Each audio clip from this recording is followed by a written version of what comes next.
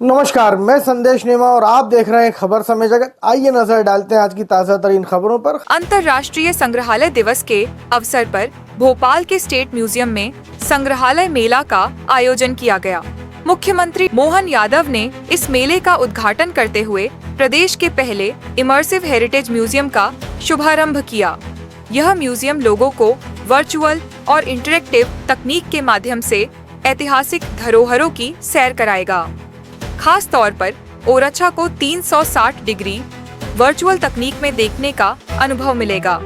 मुख्यमंत्री ने कहा कि राज्य सरकार पुरातात्विक धरोहरों के संरक्षण के लिए निरंतर प्रयास कर रही है।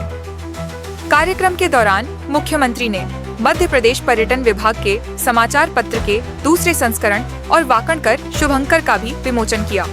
ग्वालियर से इटारसी से खंडवा ये 150 किलोमीटर बचा कर मुरैना के बाद ग्वालियर और ग्वालियर से सीधे वर्तमान में गुना राजगढ़ के रास्ते से उज्जैन और उज्जैन से मनमाड़ होकर सीधे निकल जाएगी, तो 200 किलोमीटर बचेगा। तो मध्य प्रदेश के विकास के लिए भी जरूरी है। लेकिन ये जो मैंने अपने माध्यम से जो अपने काम की चीज देखी, तो मैं केवल इतनी सी बात इतनी इसलिए कह रहा हूँ कि एक एक चीज हमारी आर्कियोलॉजी की वाकई वो न केवल उस काल को गौरवान्वित करने वाली होती, आज के सीमेंट के सरिये के युग में वो हमारी इमारतें आज भी आकर्षित करती, कैसे बनी, क्या बनी, किस प्रकार से बनी, और उसको आज के युग के हिसाब से जोड़ करके डिजिटल अपन कर रहे हैं। बहुत अच्छी बात है। आज एक सुखद संयोग और अच्छा है। मैं उसमें आपकी मदद मांगने के लिए एक तरह से बात कर रहा हूँ कि आज ये संयोग है।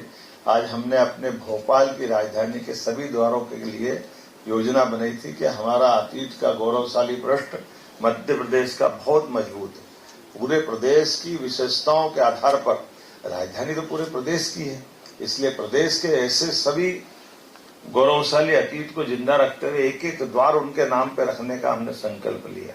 और उस द्वार में केवल द्वार उनके नाम पे नहीं, उनके उस काल की गौरवशाली पृष्ठ को पत्थर में शिल्प के माध्यम से अंकित कराया जाए, तो हमारे लिए वो गौरवशाली पृष्ठ आएगा। इसका प्रयोग हमने उज्जैन में किया था, महामृत्युंजय द्वार बना करके, जो ओंकारेश्वर और महाकालेश्वर के बीचों बीच बना हुआ है।